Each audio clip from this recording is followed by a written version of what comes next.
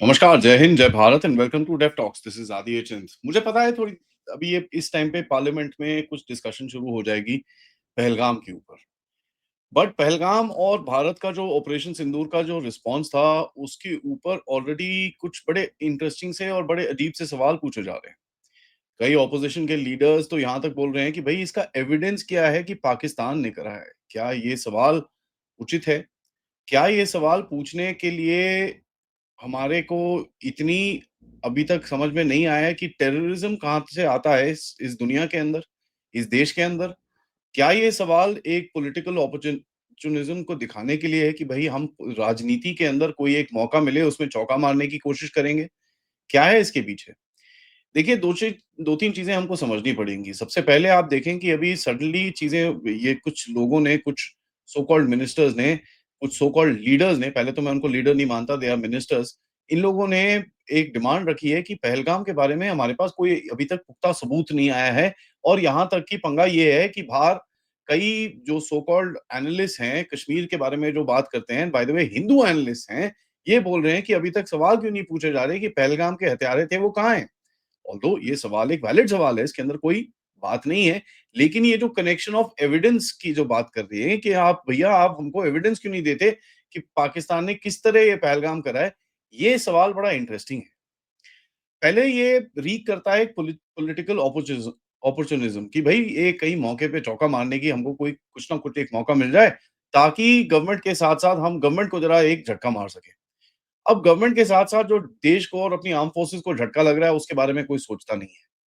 मैं अभी किसी का एक ट्वीट पढ़ रहा था, जो ये पूछ रहे हैं कि भई दोवल डॉक्ट्रिन, दुग्गल डॉक्ट्रिन, पता नहीं क्या-क्या, क्या-क्या इधर-उधर से कनेक्शन निकाल के एंड में यही पूछ रहे हैं कि वो हत्यारे कहाँ हैं? भई हत्यारे जहाँ मर्ज़ी हों, आपको क्या minute to minute WhatsApp information चाहिए आपके पास आने के लिए?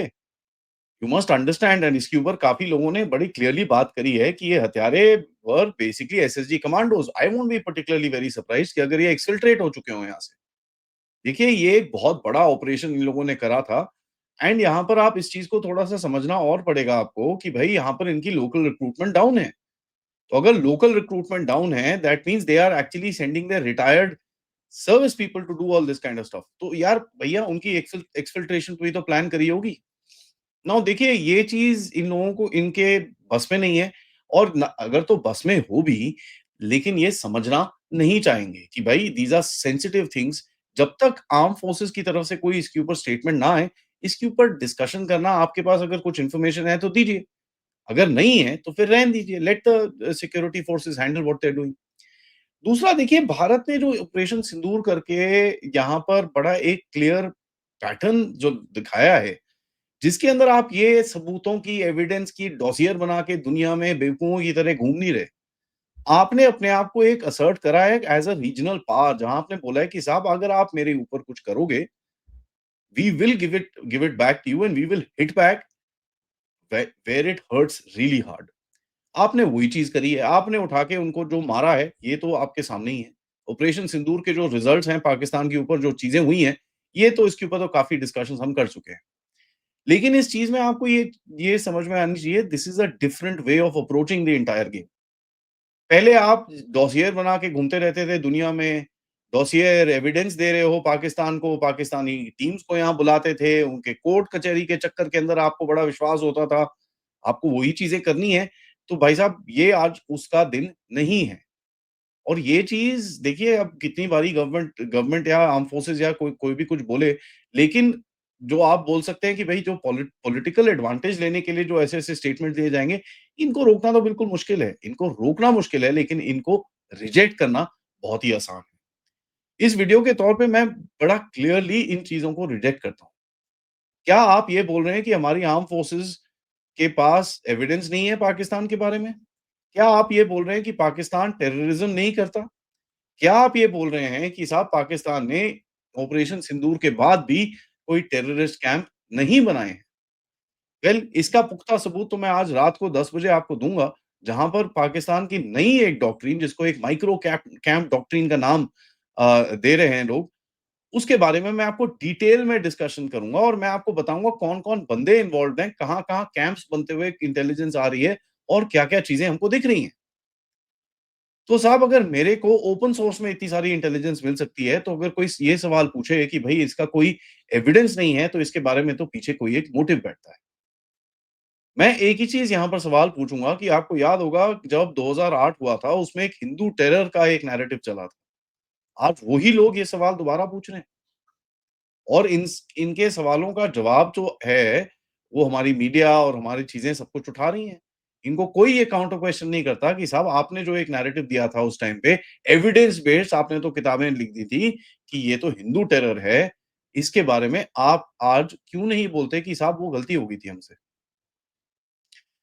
सबसे इम इम इम इम्पोर्टेंट चीज़ जो है देखिए ये एक तरीका जो जैसे मैं बोल रहा था ऑपरेशन सिंदूर का जिसमें आपने एक डिफरेंट पैराडाइम पे, एक डिफरेंट जगह पे जाके रिस्पॉन्ड करा है, एक डिफरेंट जगह पे जाके पाकिस्तान को जवाब दिया है और एक नया जो पॉलिसी आपने एक रेड लाइन जो ड्रॉ करी है कि साहब अगर ऐसा कुछ टेररिज्म नाम का कुछ हुआ तो आप मार खाओगे, खत्म।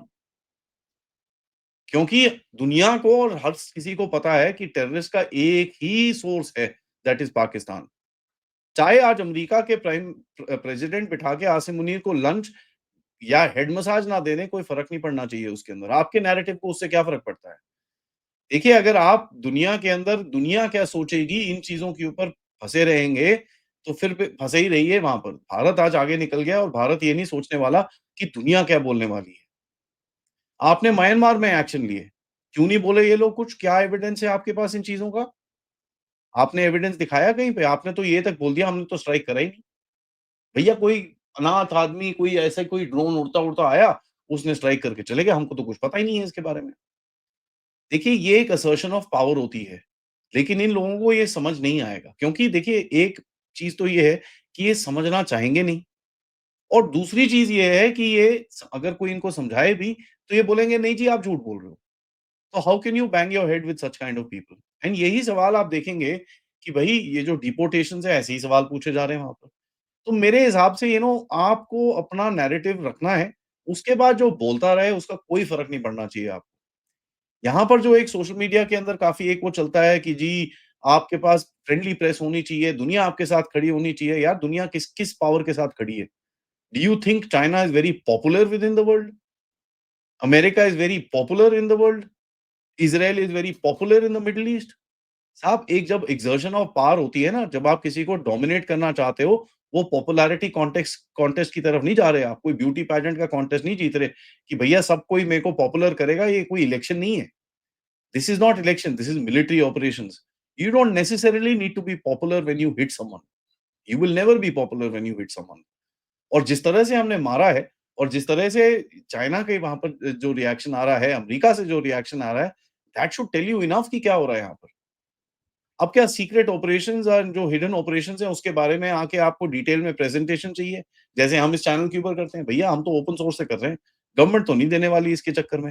And I am not defending the government here, I am just defending Bharat की पॉलिसी कि साहब ये अगर पॉलिसी हमने डिसाइड करी है, all of us pretty much agree to it कि टेररिज्म का जो ओनस है वो पाकिस्तान के ऊपर जाता है, पहली चीज़। और दूसरी चीज़, कभी भी कोई टेररिस्ट अटैक हो, उसको उसका जो जवाब है, पाकिस्तान या जिस भी कंट्री से ओरिजिनेट हो, उसको उसी तौर में, उसी हार्ड हार्ड रिस्पॉन्स उसको मिलना चाहिए। इसके अंदर कोई दो राय नहीं है। लेकिन आज जो डाउट क्रिएट करने करने की कोशिश की जा रही है, आप देखिए पार्लियामेंट में क्या चल रहा है। ये मैं करीब 12 बजे रिकॉर्ड कर रहा हूँ, जो आपको अगले आधे घंटे में मैं ये लाइव कर दूँगा अपने चैनल के ऊपर। आप देख रहे हैं अभी तक, इस टाइम तक पार्लियामेंट के अंदर रगस चल रहा था, स्थगित किया गया। क्योंकि पहले तो बोलते हैं भैया ऑपरेशन सिंदूर की हमको डिस्कशन चाहिए, उसके बाद जब डिस्कशन के लिए बैठते हैं तो बोलते हैं नहीं चाहिए। क्योंकि इनको अब समझ में आ रहा है कि साहब ऑपरेशन सिंदूर के बारे में अगर डिस्कशन हो गई तो नैरेटिव किस तरफ जाएगा इनको भी पता है। अब देखिए इस नैरेटिव को भगाने के लिए, इस नैरेटिव का एक टेढ़ा-मेढ़ा चीज़ बनाने के लिए ऐसी-ऐसी छुत्रियाँ छोड़ी जाएँगी from those same regular people कि भई आपके पास एविडेंस क्या है ये पाकिस्तान ने करा है। एंड ये इस बैक पे है आप देखिए इस इस सिस्टम की जो जो पूरी तरह से बोलते हैं ना करप्शन जिस जगह पे बैठी हुई है, जहाँ आप देख रहे हैं कि बीसीसीआई को भी भैया मैच खेलने का शौक है। तो हमारे देश के अंदर ना ये एक एक टेंडेंसी है कि हम अपने आप को कभी असर्ट नहीं करते। ये पहली बारी है भारत ने अपने आप को असर्ट करा है और कई लोगों के गले से ये अभी तक बात उतरी नहीं है।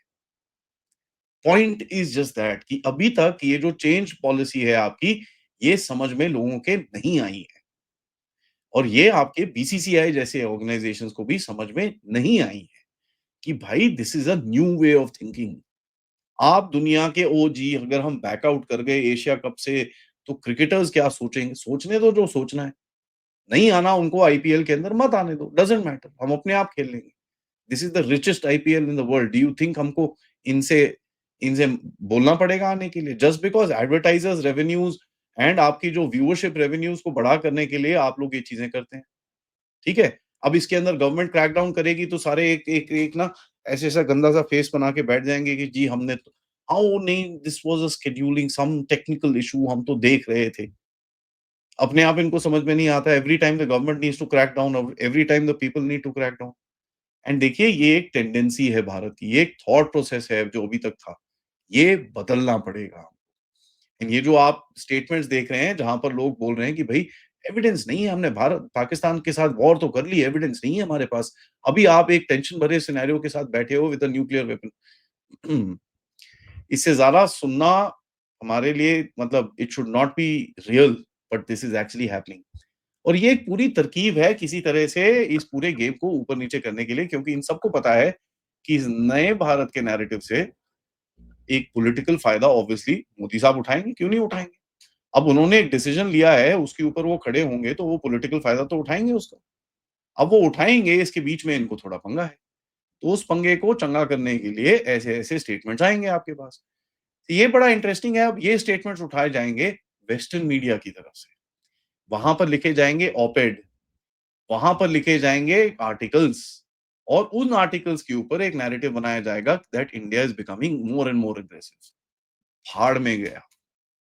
बनाने दीजिए, आप अग्रेसिव थे, आप अग्रेसिव हो और आगे और अग्रेसिव होगे।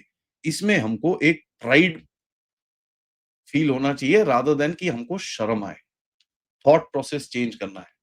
और ये चीज़ एक हमारा नैरेटिव होना चाहिए राष्ट्रवादियों का कि साहब हमको तो शर्म नहीं आती, हमने किसी को नहीं बताया, हमने जाके ठोक दिया। दोबारा करेगा, फिर मारेंगे। Bottom line. Thank you so much for watching. अपना अपने ख्याल ज़रूर रखिएगा नीचे। What do you think about the bottom line as I said. Video को लाइक करिए एंड सब्सक्राइब करिए चैनल को अगर आपने नहीं करा है। एंड ऑफ कोर्स अगर आप इस चैनल की तरफ कंट्रीब्यूट कर सकते हैं, please do so using the QR code या पेपैल या फिर सुपर स्टिकर, सुपर चैट्स। आपसे दोपहर में मिलते हैं आरएसएन सिंह साहब से जिनसे बात करेंगे, जिस पाकिस्तान को हमने मारा है, उसकी हालत एक्चुअली क्या है?